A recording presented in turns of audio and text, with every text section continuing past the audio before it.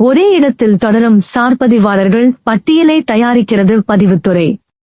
ஒரே இடத்தில் நீண்ட காலமாக பணியில் இருக்கும் சார்பதிவாளர்கள், உதவியாளர்கள் குறித்த விவரங்களை பட்டியலாக தயாரிக்க பதிவுத்துறை உத்தரவிட்டுள்ளது.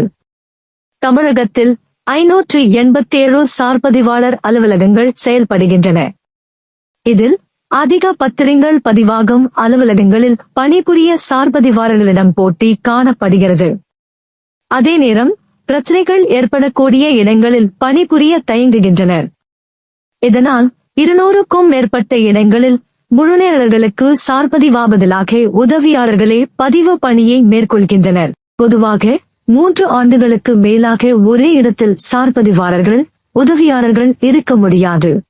ஆனால் மேலதிகாரிகள் ஒத்துழைப்புடன் சில சார்பதிவாளர்கள், உதவியாளர்கள் ஒரே இடத்தில் பல ஆண்டுகளாக பணியில் இருப்பதாக புகார் எழுந்துள்ளது.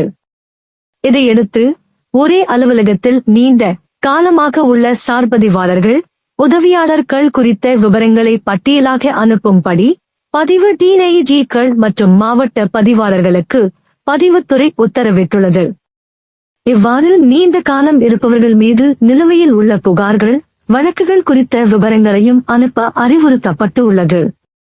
துறை அமைச்சர் மூர்த்தி உத்தரவுப்படி இந்த விவரங்கள் திரட்டப்படுவதாக பதிவுத்துறை அதிகாரிகள் தெரிவித்தனர்.